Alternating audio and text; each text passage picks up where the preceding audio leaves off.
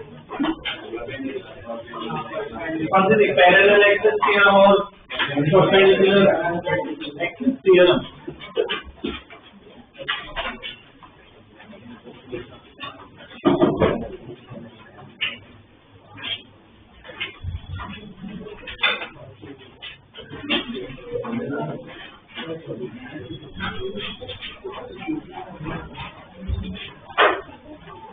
Parallel axis theorem और perpendicular axis theorem, ठीक है ना।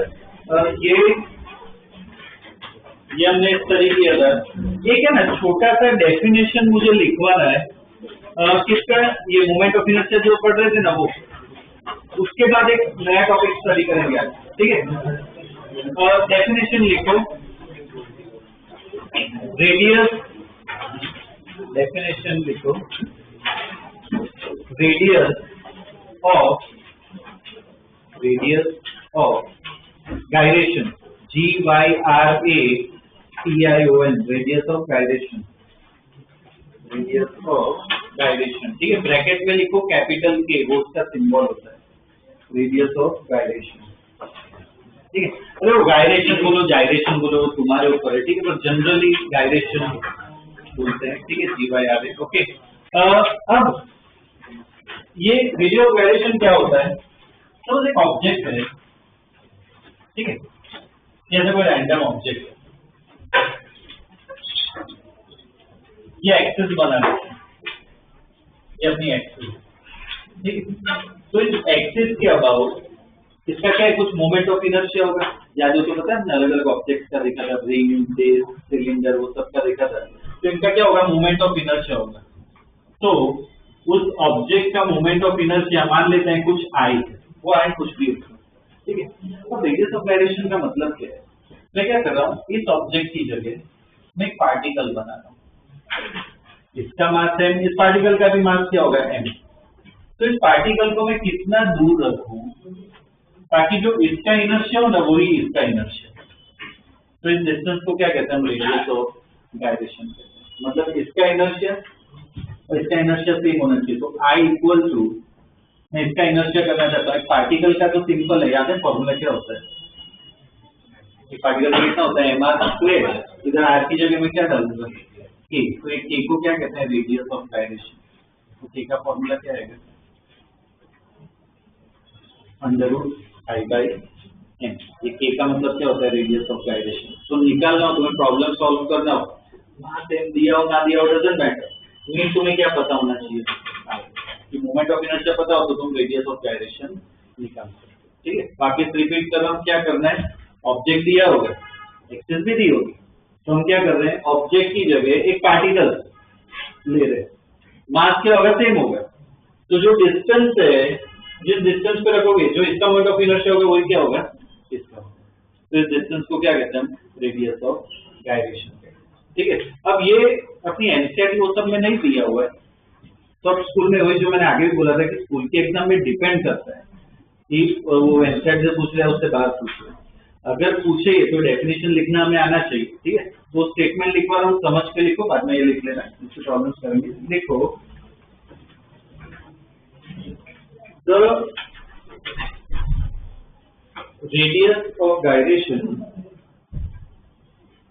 the radius of gyration is defined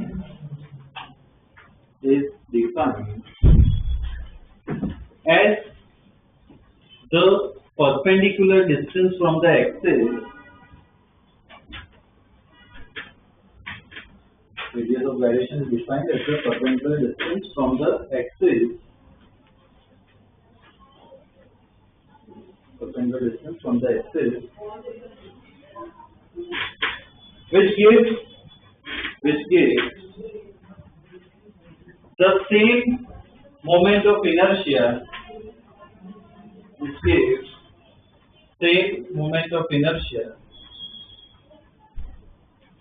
of the original object, which gives the same moment of inertia of the original object,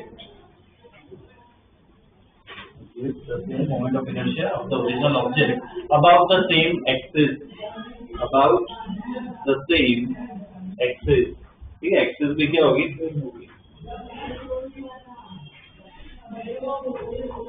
ठीक है। ये draw करो, लिख लो।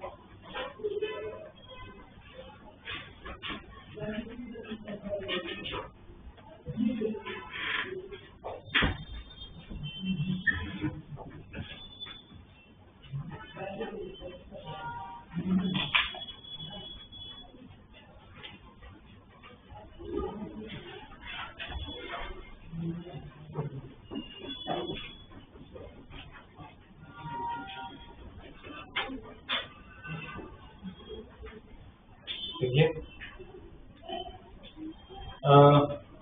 इसके बेस पे एक क्वेश्चन बेसिक कर लेते हैं, ठीक, बाद में दूसरे टॉपिक पे आएंगे।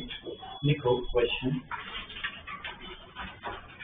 Find radius of gyration, find radius of gyration of a ring, find radius of gyration of a ring, bracket में लिखो m, r, mass of radius दे रखा है, radius of gyration of ring, m, r, about its tangent, about its tangent,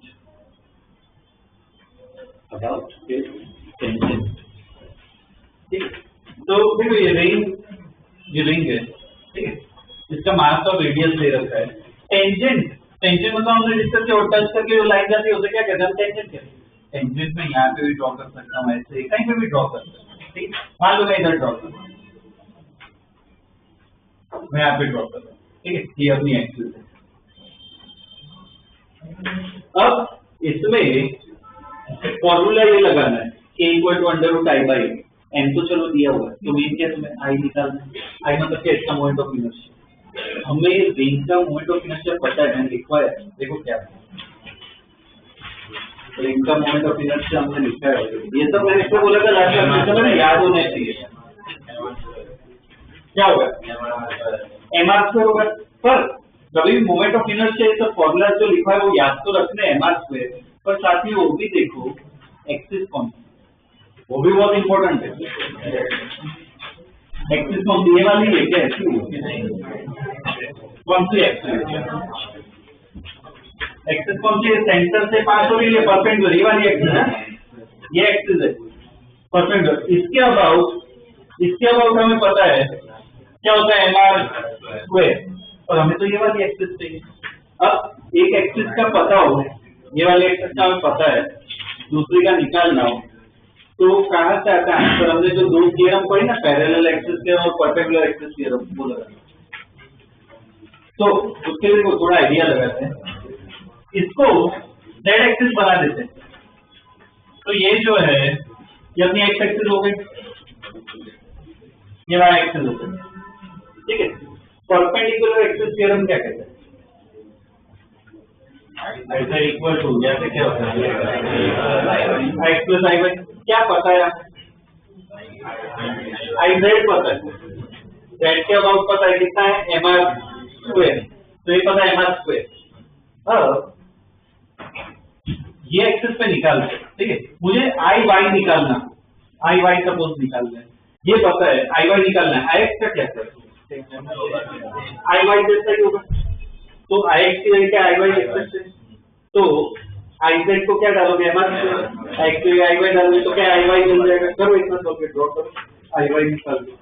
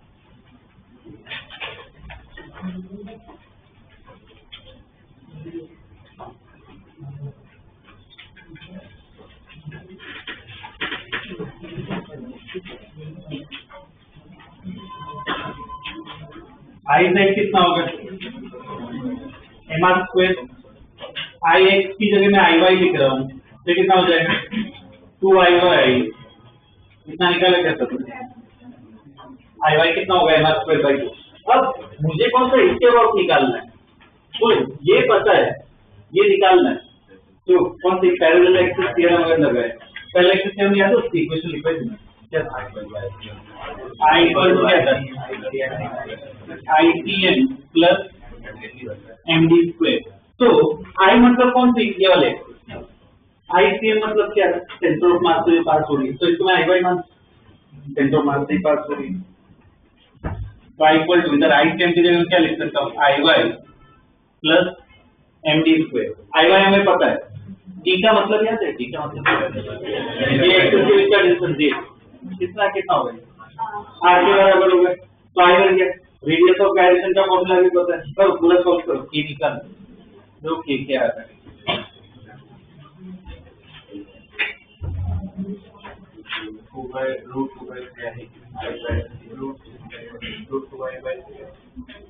R तो आएगा नहीं, R के जो में आएगा ना आंसर।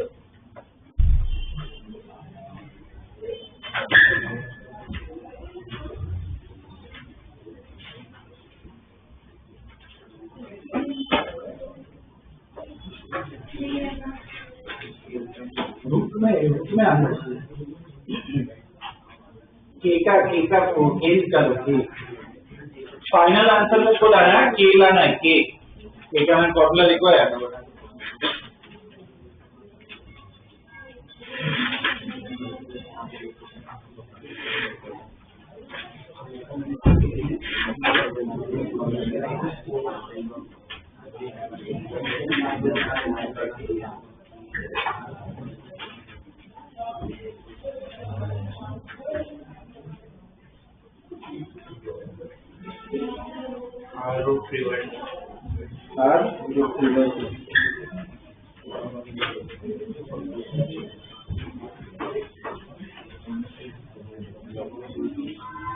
ये आई वाई जो है वो कितना अपना M R square by 2 plus M D square M R square,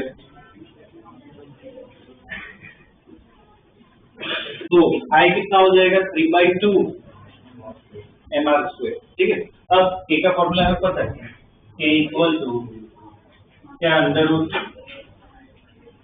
I by N, K equal to I अपना मिल गया 3/2 M R square upon M, cancel हो गया एम, तो K equal to under root 3/2 R square है उसका under root तो cancel हो जाएगा, क्या है कि अंडर रूट 3/2 आर। ठीक है ना, ये क्या आएगा अपना रेडियस ऑफ गायरेशन। ठीक है, इस पे कॉम्पिटिटिव पार्ट में क्वेश्चन आ चुके हैं, कम आए पर आ चुके। ठीक है, जैसे ये फॉर्मूला बेस्ड प्रॉब्लम का, ठीक है ना, रेडियस ऑफ गायरेशन। ओके, ये हमने रेडियस ऑफ गायरेशन ये पूरा ना मोमेंट ऑफ इनर्शिया वाला पार्ट हमने पढ़ लिया। ठीक है, अब आज एक दूसरा टॉपिक स्टडी करते हैं, ठीक है। वो इम्पोर्टेंट है एनसीईआरटी पॉइंट ऑफ व्यू से भी और कॉम्पिटिटिव पॉइंट ऑफ व्यू से भी, ठीक है। उसमें है क्वेश्चन है एनसीईआरटी में अच्छे क्वेश्चन है, ठीक है। तो वो पढ़ते हैं। लिखो टॉपिक अब torque, torque TORQUE, torque. Bracket में लिखो सिंबल। ये सिंबल देखो, ये ऐसा सिंबल होता है, मतलब जे का उल्टा कर दो, इसको टाउ कहते हैं, ये सिंबल, ठीक है। ये सिंबल होता है टाउ, ठीक है, टाउ कहते हैं।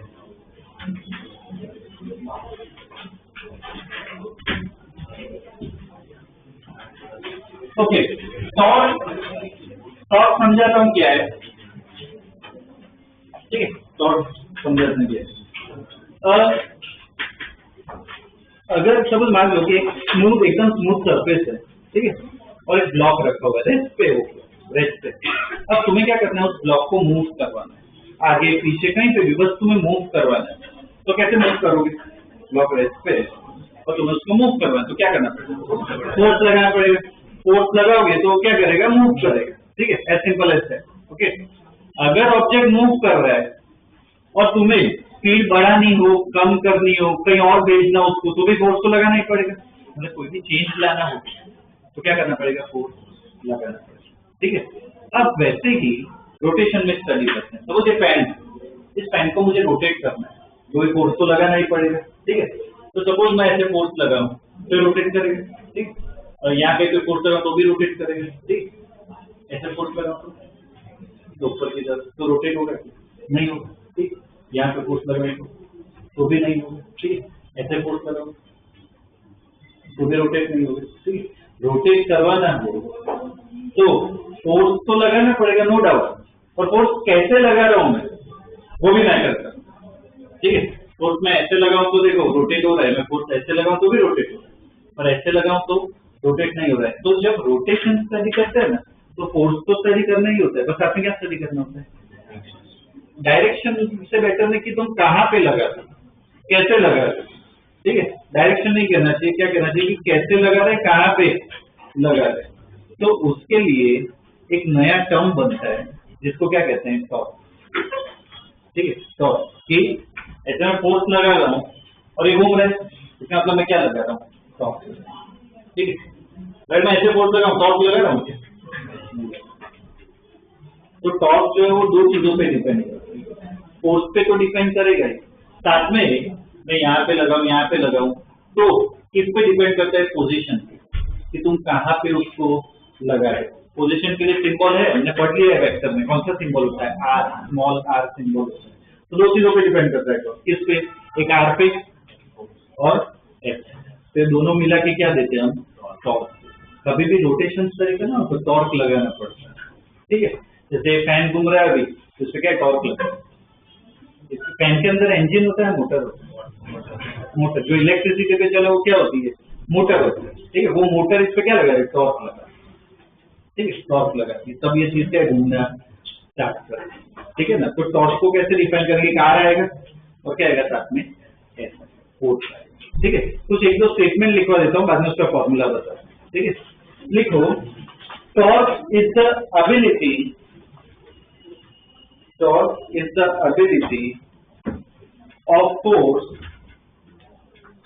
torque is the ability of force to produce a change,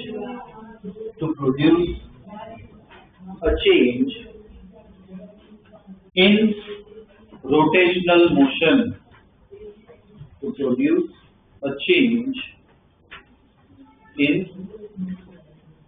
rotational motion, to produce a change in rotational motion, ठीक है ना। उसको क्या कहेंगे हम, टॉर्क कहेंगे, ठीक है। टॉर्क का मतलब है कि चेंज लाता है, ऊपर किस में लाता है, रोटेशनल मोशन, ठीक है। अब टॉर्क निकालते कैसे हैं, तो बहुत ही सिंपल फॉर्मूला है।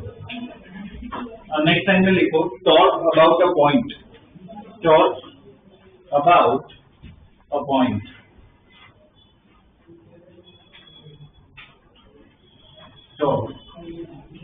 about a point.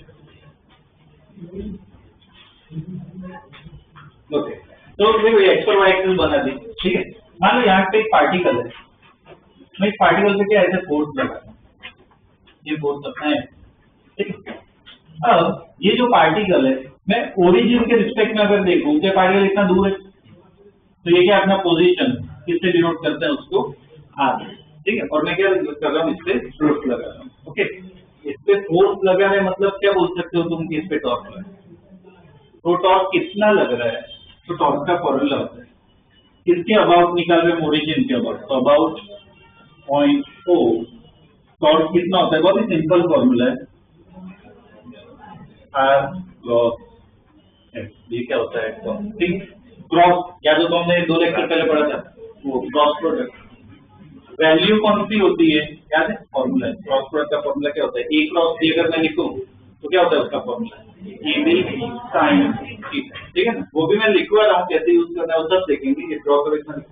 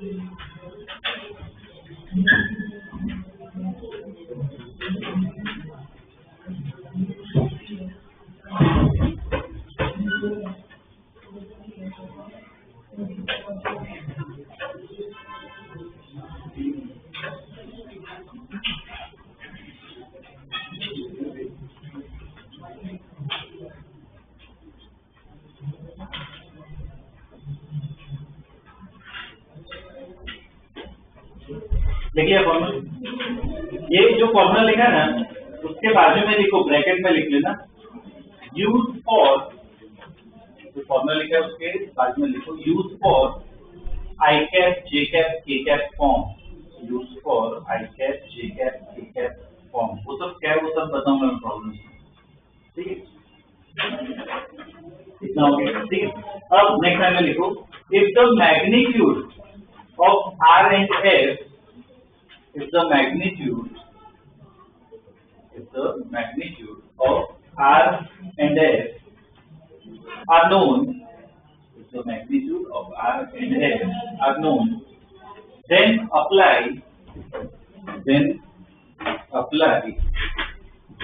अगर वैल्यूज पता हो, मैग्नीट्यूड चाहिए तो इसका क्रॉस प्रोडक्ट का फॉर्मूला यूज करना होता है, टाउ इक्वल टू क्या होता है, आर एफ साइन थीटा, ये formula tau equal to RF sin theta,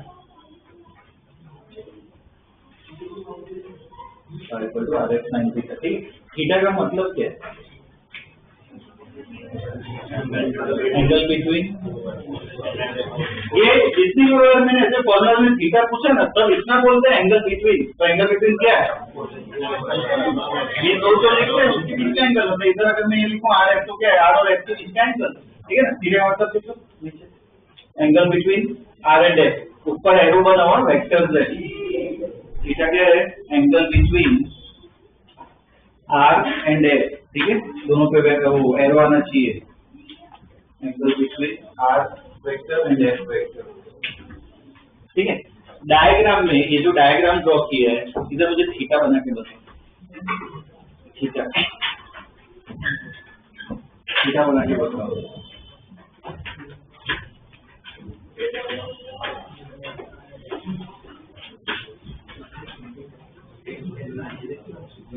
बना ये होगा क्या, थीटा कैसे बनाते हैं, दो वेक्टर के बीच में एंगल क्या है, टेल सेम होनी चाहिए। यहाँ पे अगर देखो तो टेल और हेड सेम है, नहीं चलेगा, टेल सेम करनी है तो इसको उठा के यहाँ पे रख सकते हैं, और ना रखे इसको उठा के मैं यहाँ पे रखूँ तो इसकी टेल क्या यहाँ पे आ जाएगी, तो तुम्हें वापस पूरा ड्रॉ नहीं करना है, जैसे इसको उठा के यहाँ पे रखो तो ये लाइन बनेगी, ये होगा अपना थीटा, ठीक है ना, ये वाला एंगल होगा, ठीक है, ओके। देखो जिसको क्लिक हो रहा है वेल एंड गुड, अच्छी बात है कि भाई याद है। जिसको ना हो रहा हो, ठीक है, कैसे ना पता चला क्या हो या कुछ गलत आया हो, ठीक है, उनको मैं ऐसा बिल्कुल नहीं बोलूंगा कि तुमको नहीं आता है या वीक है जो भी है, इतना पर डेफिनेटली बोलूंगा कि रिवाइज करने की जरूरत है, ठीक है, ये वाला पार्ट, क्योंकि बेसिक है ना। अगर हमें प्रॉब्लम करेंगे उसमें थीटा ही गलत डालोगे, सपोज थीटा 30 डिग्री है, तुम 60 डिग्री डाल दो, आंसर पूरा चेंज हो जाएगा, ठीक है ना। और क्या लगता है वो जो तुम्हारा आंसर है वो ऑप्शन में दिया होगा, तो तुम्हें तो ऐसा ही लगेगा कि भाई यहाँ ऑप्शन में है तो शायद सही है, पूरा सॉल्व किया है तो, ठीक है। तो इसलिए ये सब चीजें क्या है, ध्यान रखनी है, ठीक है। ऐसा लेक्चर में ना डिस्कस करने मुझे और भी वो थोड़ा काम था, क्योंकि मुझे कुछ नहीं, काफी स्टूडेंट ऐसे हैं जिसमें मुझे पता है कि उनको ना शुरुआत के चैप्टर्स की जरूरत है, रिविजन, वेक्टर्स हो गया, काइनेमेटिक्स पूरा तो नहीं कहूंगा पर थोड़ा बहुत तो है, रिविजन की जरूरत है, लॉज ऑफ मोशन है, वो तो हर एक का अलग अलग होगा, ठीक है। तो ऐसा हो तो दिवाली के बाद, अभी तो चलो वैकेशन आ रहा है तो ठीक है, उतना टारगेट नहीं दूंगा, उसके बाद ऐसा हो तो रिविजन भी स्टार्ट कर लेंगे, ठीक है, क्योंकि मुझे लगता है जरूरत है ऐसा करने की, ठीक है ना, तो वो भी देख लेंगे। ये एंगल है, अब कौन सा फॉर्मूला कब लगाना है, ठीक है, वो प्रॉब्लम पे डिपेंड करेगा, वो प्रॉब्लम सॉल्व करते हैं। बस एक तो पॉइंट और लिखना है, इसका ऐसा यूनिट बता सकते हो क्या होगा, न्यूटन मीटर, लिख लो ऐसा यूनिट, ऐसा यूनिट क्या होगा, न्यूटन मीटर, ऐसा यूनिट न्यूटन मीटर, ठीक है। और स्केलर या वेक्टर, क्रॉस प्रोडक्ट करते हैं मतलब क्या मिलता है, वेक्टर ही मिलता है, ठीक है, लिख लो वेक्टर क्वांटिटी, वेक्टर क्वांटिटी, ठीक है। और डायरेक्शन, हमने जब क्रॉस प्रोडक्ट पढ़ा था तो याद है, पता है right hand thumb rule use किया, रोटेशन देखते हैं उसके लिए यहाँ पे भी यूज करेंगे, ठीक है। तो एक में लिख लो, direction of torque can be obtain, direction of torque can be obtain by applying right hand thumb rule, by applying right hand thumb rule,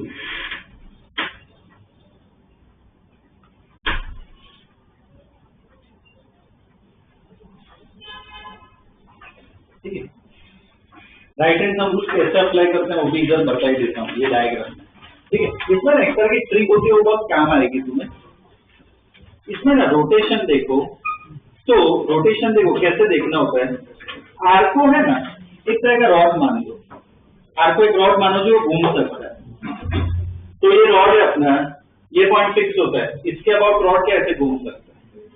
तो अपने डायग्राम में ये ऐसे रॉड है, मैं ऐसे फोर्स लगा रहा हूँ, ये रॉड कैसे घूमेगा, क्लॉकवाइज या एंटी क्लॉकवाइज घूमेगा, ठीक है, क्लॉकवाइज घूम रहा है। अब राइट हैंड थंब रूल लगाना है, रोटेशन याद रखो, क्लॉकवाइज घूम रहा है, राइट हैंड में फिंगर्स को भी उसी तरह से क्यों घुमाओ, क्या कह रहा है हम, क्लॉकवाइज घूम रहे हैं, फिंगर्स को भी ऐसे में रोटेट करो, जो भी सेम सर्कल बनेगी क्लॉकवाइज, हम कहाँ पे आ रहे हैं, अंदर की, मतलब टॉप की डायरेक्शन क्या होगी, अंदर की, ठीक है। तो इसके प्रॉब्लम्स अभी करेंगे, वो सब उसमें अप्लाई करना, ठीक है ना। क्वेश्चन जैसे कर लेते हैं, ओके। देखो question, a force of 10 Newton, a force of 10 Newton along x-axis, a force of 10 Newton along x-axis is acting on a particle, is acting on a particle at 3,4, is acting on a particle at 3,4, acting on a particle at 3,4, ठीक है। Find torque about origin, find torque about origin, find torque about origin।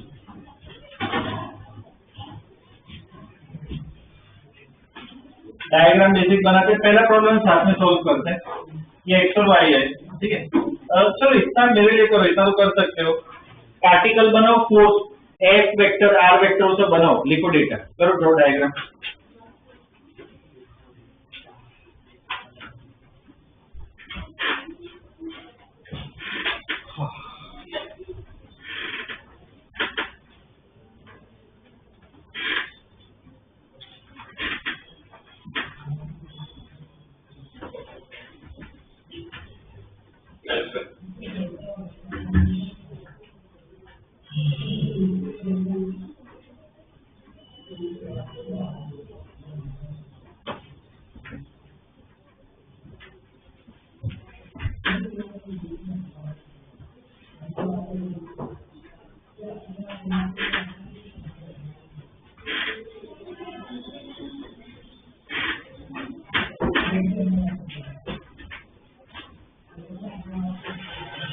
बनाएंगे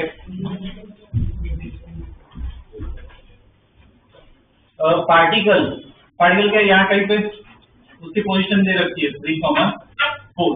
force कैसे लग रहा है इस particle से? X axis पर लग रहा है, ठीक है। तो यहाँ पे फोर्स लग रहा है एफ। आर वेक्टर ड्रॉ किया, आर भी ड्रॉ करना जरूरी है। ऊपर की तरफ ड्रॉ करना, नीचे की तरफ। देखो किसके अबाउट निकालना है, ओरिजिन का, तो इधर से खड़े हो और उधर से पार्टिकल को देखो, इस तरफ है ना पार्टिकल, ये क्या होगा अपना आर वेक्टर, ठीक है, और ये एफ दिया होगा, ठीक है ना, ऐसा इसका डायग्राम होगा, ठीक है। अब इसमें मुझे टॉर्क निकालना है। पहले तो मुझे फॉर्मूला बताओ, आर क्रॉस एफ यूज करे, are F sine theta use करे, क्या यूज करे, क्योंकि ये वो प्रॉब्लम पे डिपेंड करेगा, जितने प्रॉब्लम्स करोगे उससे पता चलेगा क्यों are F sine theta. F की वैल्यू दे रखी है 10, ये पोजीशन दिया आर क्रॉस एफ, देखो 3,4 है, ये आर की वैल्यू बता सकते हो, ये तो दिया हुआ है 10, ये बता सकते हो क्यों 5, 3,4 है, मतलब ये 3 है, ये 4 है, ये कितना होगा 5 है, पाइथागोरस से आ जाएगा। तो वैल्यूज पता है, तो कौन सा आर एफ साइन थीटा, ठीक है ना। तो लिख लो formula tau equal to R F sine theta, tau equal to R F sine theta. R को है ना साइड पे लिखो, under root 3 square plus 4 square, ठीक है, इस ढंग से लिखो। आर इक्वल टू क्या होगा, under root 3 square plus 4 square, ठीक है, मतलब 5 हो गया। तो टाउ इक्वल आर एफ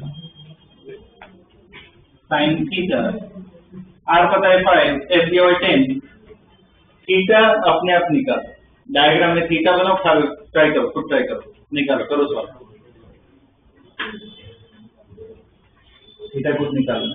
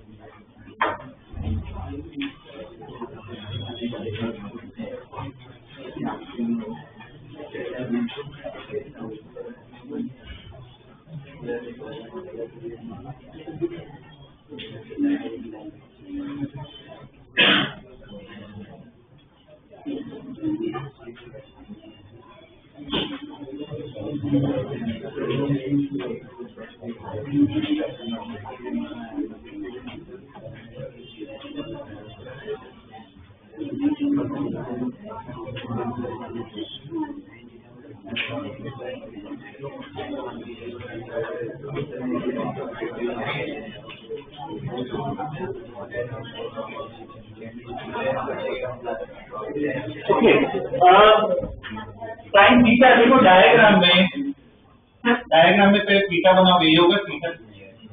अब ये थीटा यहाँ पे तो कुछ है ही नहीं कि कैसे निकाले थीटा, बताओ क्या करूँ, इधर थीटा इधर के कुछ है ही नहीं कि मैं थीटा निकाल दो, क्या करते हैं? ये थीटा है तो कोई थीटा लिख सकते हैं, सेम ट्रायंगल सेम एंगल है, ठीक है, थीटा है। अब कभी भी ऐसा कुछ देखो, ये हम काफी बार डिस्कस कर चुके हैं कि ऐसा कुछ हो कभी मतलब कहाँ से ट्रिग्नोमेट्री से ही आएगा। अब इसमें ये तुम्हें पता है 3, ये 4, ये कितना है 5। अब तुम साइन कॉस टेन तुम्हें जो लगाना वो लगा सकते हो, आंसर आएगा सही लगाओगे तो। अगर मैं 10 लगाऊं, 10 थीटा कैसे लिखूं? परफेक्ट ग्लोबल बेस क्या होगा 4/3, कौन सा एंगल पे आता है? 53 पे आता है। तो यहाँ पे आर ए साइन थीटा कितना होगा 53, साइन 53 कितना होता है 4/5, डालो इधर कितना है 40 न्यूटन मीटर, ठीक है 40 न्यूटन मीटर, ये अपना टॉर्क है। और रोटेशन देखो, चलो डायरेक्शन भी देखते हैं, रोटेशन देखो कैसे घूमेगा, ये आर क्या है, रॉड है अपना, फोर्स ऐसे लगा रहे, क्लॉकवाइज घूमेगा, एंटी क्लॉकवाइज कैसे घूमेगा, बोलो, रॉड है तो ऐसे फोर्स लगा रहे हो इस पर, कैसे घूमेगा, क्लॉकवाइज घूमेगा नहीं, क्लॉकवाइज। तो अगर वैल्यूज लिख रहे हो तो साइड में ऐसे लिख लेना क्या कि क्लॉकवाइज घूम रहा है, ठीक है, क्लॉकवाइज घूम रहा है, ऐसे लिख सकते हो, ठीक। और तुम्हें वेक्टर फॉर्म में लिखना है आई cap J cap T cap, तो वो राइट हैंड थंब रूल लगता है। तो टाउ इक्वल टू, चलो राइट हैंड थंब रूल लगाओ, हम देखो कहां पे क्लॉकवाइज घूम रहा है ना, लगाओ राइट हैंड थंब, कहां पे आ रहा है क्लॉकवाइज घुमा रहा है, हम कहां पे अंदर की तरफ आ रहे हैं, ये एक्स डायरेक्शन, ये वाई डायरेक्शन, जेड डायरेक्शन कौन सी है, अंदर या बाहर वाली, बाहर वाली जेड होती है, प्लस जेड, अपना अंदर आया है, तो क्या लिखूं वेक्टर फॉर्म में 40 जेड के क्या होता है, के कैप होता है, तो -40 के कैप न्यूटन मीटर, ठीक, वेक्टर फॉर्म में तो भी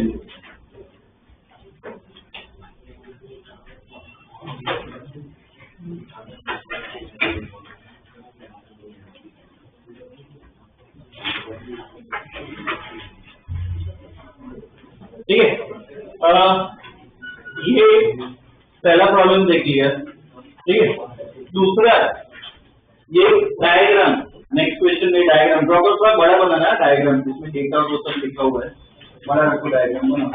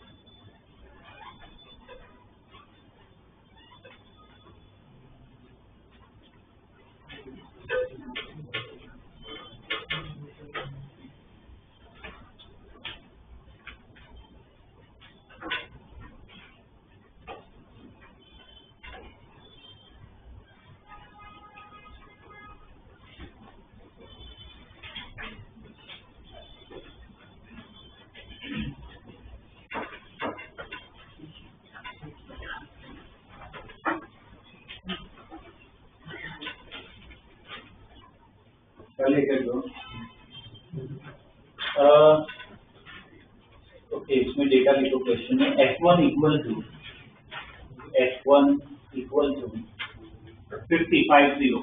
50 newton. F1 equal to 50 newton. F2 equal to 20 newton. F2 equal to 20 newton. F3 equal two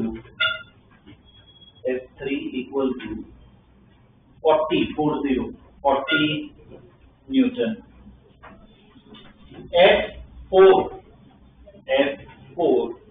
equal to 20√2 newton. F5 equal to 200 newton. F5 equal to 200 newton. ठीक है, full stop. Find torque about O। Find torque about O। ठीक है, अरे कोई object है, जैसे 5 force लग रहे हैं, सबका टॉर्क निकालना है। एक का साथ में निकालते हैं, बाकी तुम्हें अपने आप ट्राई करना है। ठीक है, तो देखो इसमें ये O के अबाउट निकालना मतलब पता क्या मान सकते हो, जैसे कि ऑब्जेक्ट है, ये पॉइंट O के अबाउट निकालना है, मतलब ऑब्जेक्ट है ना, पूरा ऐसे ऐसे घूम सकता है, ऐसे विजुअलाइज।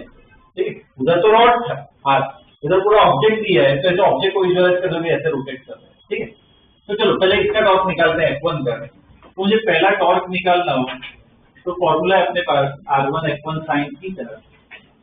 R1 कितना होगा 10, F1 कितना है 50।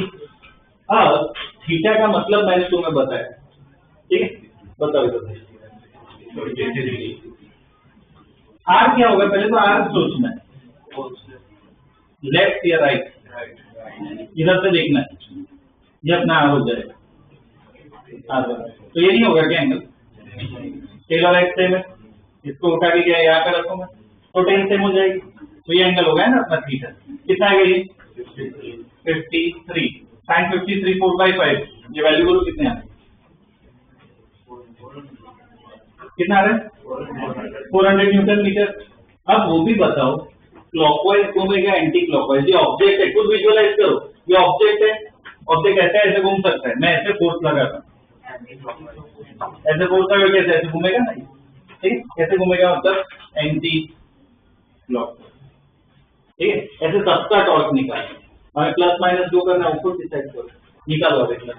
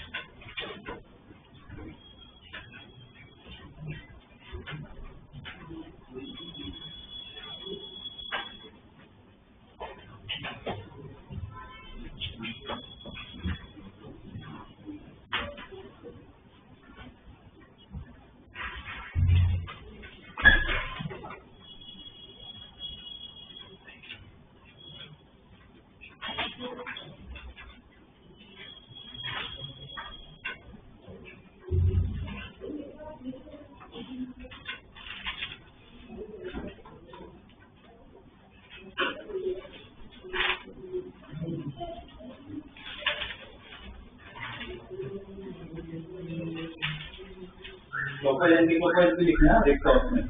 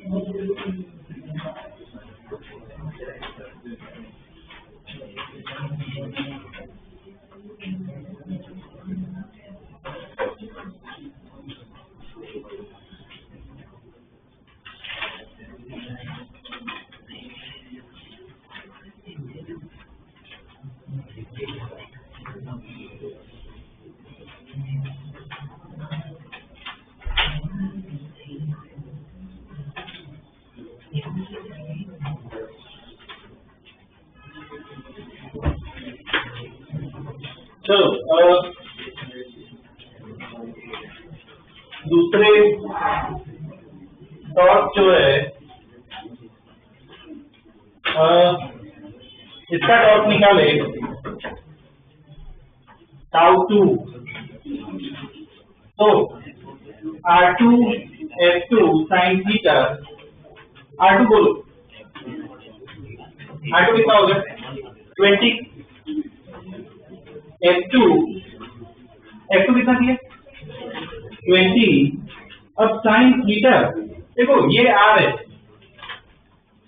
ये R होगा, इधर कितना होगा, इसको उठा के यहाँ पे रखो, ये एंगल कितना होगा 90 होगा ना, तो यहाँ पे क्या होगा साइन 90, तो कितना आ गया 400, और वो क्लॉकवाइज एंटी क्लॉकवाइज क्या ऐसे फोर्स अगर ऐसे घूमेगा क्या एंटी क्लॉकवाइज, ठीक है। टाउ 3 देखते हैं, टाउ 3 में R2 कितना होगा 20, F3 कितना दिया हुआ 40। अब थीटा, इसमें थीटा देखो कैसे करेंगे, ये R हो गया, थीटा क्या होगा इसमें देखो क्या सेम है, हेड सेम है दोनों, टेल सेम हो तो भी चलता है, हेड सेम हो तो भी चलता है, तो ये अपना थीटा होगा। अब ये कैसे निकाले, तो ये 53 है, ठीक है, ये भी 53 बोल सकते हो, ये एंगल भी 53 होगा, ये तो 90 होता है, तो 90 प्लस 53, तो एंगल कितना आएगा साइन 140, ठीक है। साइन 143 की वैल्यू मतलब क्या 90 प्लस 53 लिख सकते हो, तो किसके बराबर होगा cos 53, cos 53 के बराबर होगा। cos 53 कितना होता है 3/5, तो देखो ये कितना आ रहा है वैल्यू डालो, ये 3/5 है, कितना है 480 न्यूटन मीटर, डायरेक्शन बोलो, मैं ऐसे फोर्स लगा मेरी क्या चीज ऐसे घूमेगी ना, कैसे घूमेगी क्लॉकवाइज। टाउ 4 में देखिए R2 कितना है 5, F2 सॉरी F4 कितना दिया है 20√2, और थीटा R कौन सा होगा, ये अपना R होगा, हेड और टेल से तो ये एंगल तो होगा नहीं, इसको उठा के यहाँ पे रखो, तो टेल से वो क्या आएगा 45, साइन 45 कितना होता है 1/√2, तो कितना आएगा 100 न्यूटन मीटर, डायरेक्शन बोलो ऐसे फोर्स है कैसे ऐसे घूमेगा, क्लॉकवाइज घूमेगा। ऐसे फोर्स लगाओ ये ऑब्जेक्ट ऐसे ही घूमेगा ना, क्लॉकवाइज घूमेगा, क्लॉकवाइज आएगा। टाउ 5 फिफ्थ का टॉर्क दिए, आर कितना हो गया 5, एफ कितना दिया है 200, साइन एंगल बोलो, ये आर है, इस तरफ आर है, इस तरफ एफ है, ऑपोजिट एंगल में कितना आएगा 180, साइन 180 कितना होता है, टॉर्क भी क्या आएगा 0। मुझे इंट्यूटिवली या विजुअलाइज करके समझा सकते हो क्यों टॉर्क 0 होगा। 200 न्यूटन का फोर्स लगा रहे, कितना हाई फोर्स लगा रहे, तो भी नहीं घूम रहे। बोलो तो विजुअलाइज करो, मैं ऐसे फोर्स लगाया जब ऑब्जेक्ट पे घूमेगा क्या, ये ऐसी बात हो गई। ये फैन का केस है, तो मैं क्या कर रहा हूँ, मैं ऐसे फोर्स लगा, मैं जितना भी फोर्स लगाऊं, जितना हाई फोर्स लगाऊं घूमेगा ही, ठीक है ना, कितना भी हाई फोर्स लगा नहीं घूमेगा, टॉर्क क्या आएगा। अब टोटल टॉर्क मुझे निकालना है, ये खत्म नहीं हुआ है, नेट टॉर्क निकालना है अभी। नेट टॉर्क निकाले सबको ऐड कर दूं क्या,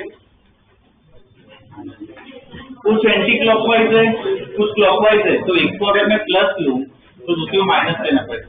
सपोज मैं एंटी क्लॉकवाइज को प्लस लूं, इसमें प्लस ले रहा हूं, तो क्या आएगा 400 प्लस 400, ये तो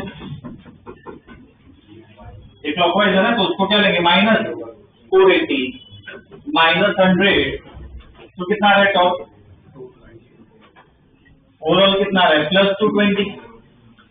प्लस आया, हमने प्लस कौन सा लिया था, clockwise anti clockwise, anti clockwise, तो ये अपना टोटल टॉर्क है, ठीक है। इतना क्या लगेगा, नेट टॉर्क लगेगा।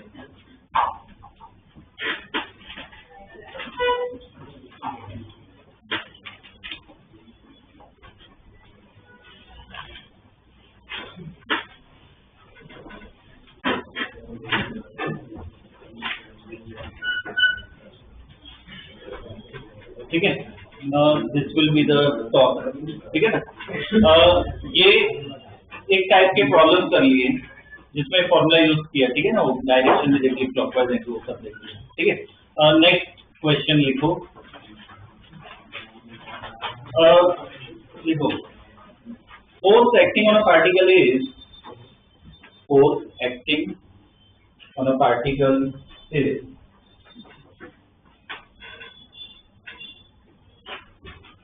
force acting on a particle is 7i cap plus 3j cap minus 5k cap,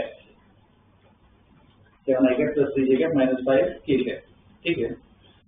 Find torque about origin, find torque about origin,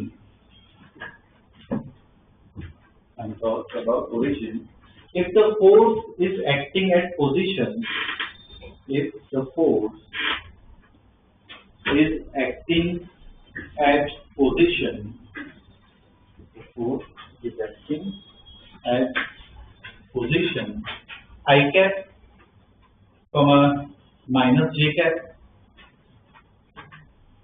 sorry comma मत डालो, I cap minus j cap plus k cap, I cap minus j cap plus k cap, ठीक है ना, इतना ये दिया हुआ है, ओके। अब इसमें बताओ क्या यूज करें, R cross F, R F sine theta क्या यूज करें, अगर I cap J cap form है तो आर क्रॉस एफ यूज करना है। तो पहले काम करते हैं, डीटा लिख लेते हैं, एफ वेक्टर लिख लो, एफ वेक्टर दिया हुआ है, एफ वेक्टर क्या है 7i cap plus 3j cap minus 5k cap Newton, ठीक है, ये फोर्स दे रखा है। और दूसरा क्या दे रखा है, पोजीशन वाला क्या है, आर वेक्टर दे रखा है, आर वेक्टर लिख लो क्या है, आई कैप माइनस जे कैप प्लस के कैप, ये आर वेक्टर दिया, ठीक है ना, ये आर वेक्टर आ गया। अब फॉर्मूला लिखोगे तो टाउ इक्वल टू क्या होगा, आर क्रॉस एफ, वेक्टर में वेक्टर फॉर्म में लिखना है, tau equal to R cross F. अब ये फॉर्म लिया हो, हमने क्रॉस प्रोडक्ट में पढ़ा था, अगर ऐसा आई कैप जे कैप वाला फॉर्म हो तो या तो पता है डिटरमिनेंट बनाना होता है, आई cap J cap K cap पहले लिखते हैं, पहले किसकी वैल्यू लिखे, आर की या एफ की,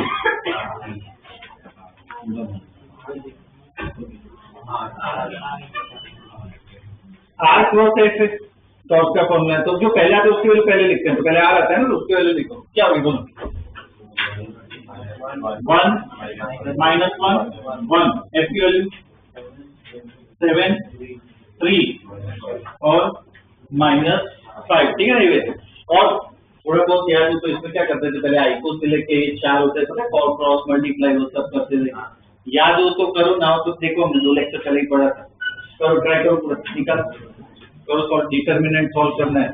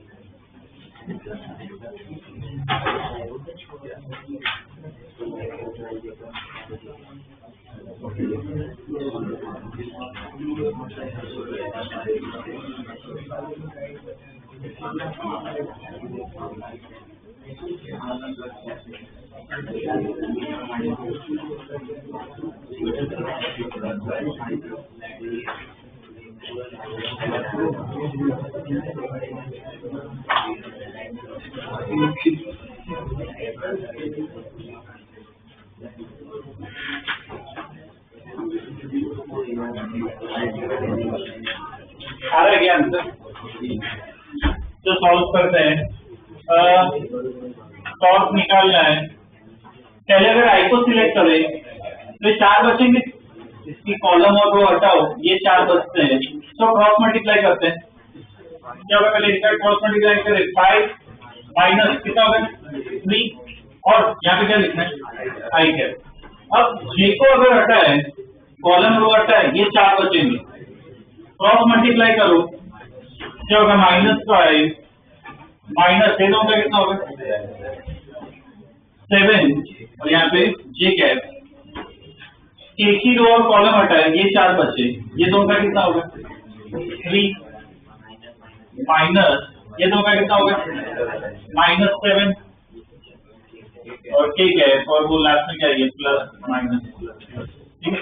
तो टाउ इक्वल टू ये कितना आएगा 2i कैप प्लस 12 जे कैप प्लस 10 के कैप न्यूटन मीटर, ठीक है ना। ये क्या आ गया अपना टॉर्क आ गया, ठीक है। तो ऐसा वेक्टर फॉर्म आए तो क्या है, वो डिटरमिनेंट बनाना पड़ता है, ठीक है ना। ये लिखना है, तो ये एनसीईआरटी का क्वेश्चन, ठीक है, एनसीईआरटी में दिया हुआ दूसरा क्वेश्चन है।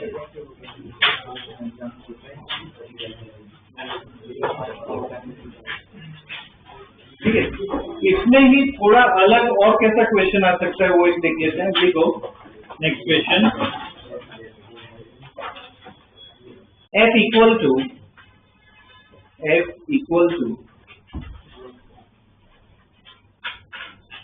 -2i cap plus 3j cap plus 4k cap newton, f equal to -2i cap plus 3j cap plus 4k cap is acting on particle at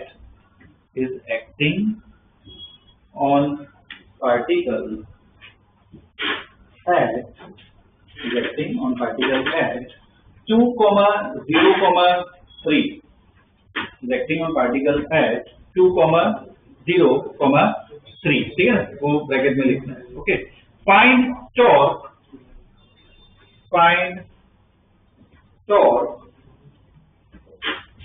about the position, find torque about the position -1, 2,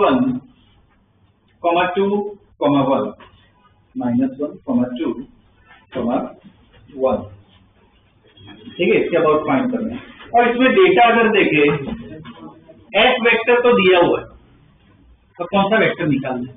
are vector निकाल, पर are के लिए दो position दी, तो इसमें कैसे निकाले?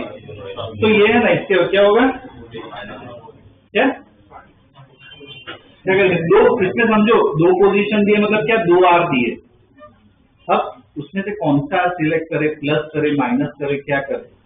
तो इसमें एक पॉइंट दिया है जहां पे फोर्स लग रहा है, और दूसरा पॉइंट दिया है जिसके अबाउट हमें निकालना है, ठीक है. तो इसमें एक काम करते हैं, जो पॉइंट जहां पे फोर्स लग रहा है उसको R1 कुछ लिख लेते हैं. कहां पे फोर्स लग रहा है? 2, 0, 3, तो उसको R1 लिख लेते हैं. तो R1 वेक्टर लिखो. R1 वेक्टर कैसा हो जाएगा? आई कैप जगह पे लिखना है, कैसे लिखोगे? 2 आई कैप, 0 है तो लिखना नहीं है, +3 के कैप. R1 जो वेक्टर है वो क्या होगा? 2 आई कैप +3 के कैप. ऐसे R2 लिखो जिसके अबाउट निकालना है. R2 वेक्टर लिख लो.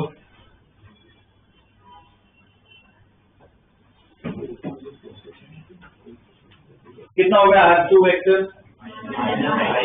माइनस आई कैप प्लस 2 कैप प्लस के कैप, ये अपना R2 वेक्टर. अब मुझे टॉर्क निकालना है, किसके अबाउट निकालना है? 2 पोजीशन के अबाउट निकालना है, ठीक है. तो लिखो इसके आगे, ठीक है, बता देता हूँ, ये ध्यान में रखना. देखो, torque about position 2 is given by torque about position 2 is given by, तो टाउ इक्वल टू, फॉर्मूला है अपने पास R क्रॉस F, ठीक है ना. देखो, जिसके अबाउट निकालना है ना, जहां पे जो पॉइंट दिया है तो पहले उसको 1 लिखो, जिसके अबाउट निकालना है तो क्या होगा? 2. ऐसे निकालना. Tau equal to R12 cross F, ठीक है, R12 क्रॉस F. अब F तो दिया है, R12 कैसे निकाले? तो ये हम रिलेटिव मोशन पढ़ चुके हैं. 1, 2 ऐसे लिखा हो तो क्या होता है? R1 माइनस R2 निकालो पहले. R1 माइनस R2 निकालो.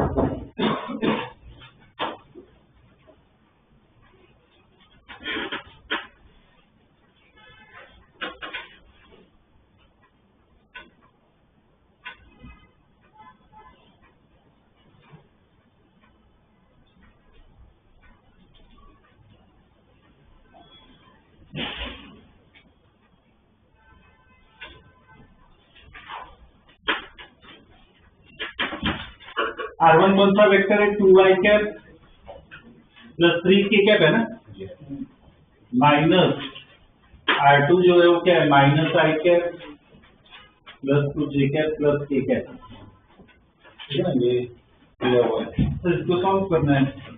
2 आई कैप प्लस 3 के कैप, तो क्या हो जाएगा? प्लस आई कैप माइनस 2 जे कैप और माइनस के कैप. तो ये तो एकदम इजी है, डायरेक्ट वो आई को आई के साथ देखो, कितना हो जाएगा? 3 आई कैप, जे तो अकेला है तो ये माइनस 2 जे कैप, इधर 3 के है, यहाँ पे माइनस के है, तो कितना हो जाएगा? +2 के कैप. अब बना पाओगे डिटर्मिनेंट. अब तो सेम प्रोसीजर, डिटर्मिनेंट बनाओ, करो, सॉल्व करो, पूरा निकालो.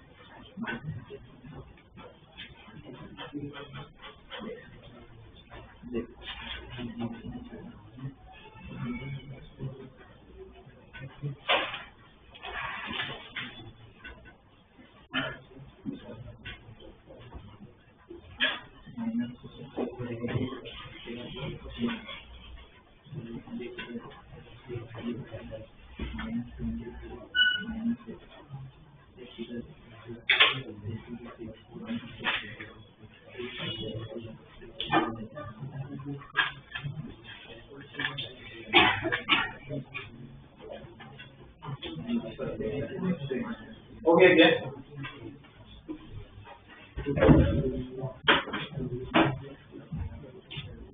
Tau equal to I cap J cap K cap, R vector दिया हुआ है तो कितना होगा 3 - 2 और 2 एस कितना -2 बाद में 3 और 4। हाँ तो टाउ इक्वल टू आई को क्रॉस करे देखो ये दोनों का मल्टीप्लिकेशन -8 माइनस कितना होगा 6 आई कैप, बाद में जे को अगर कैंसिल करे तो ये 4 बचे, कितना होगा 12 माइनस ये दोनों का कितना होगा -2।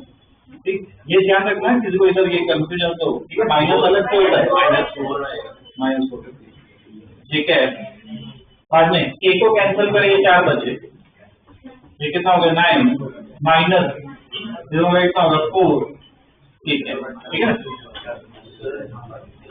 तो टाउ इक्वल टू कितना है -14 आई कैप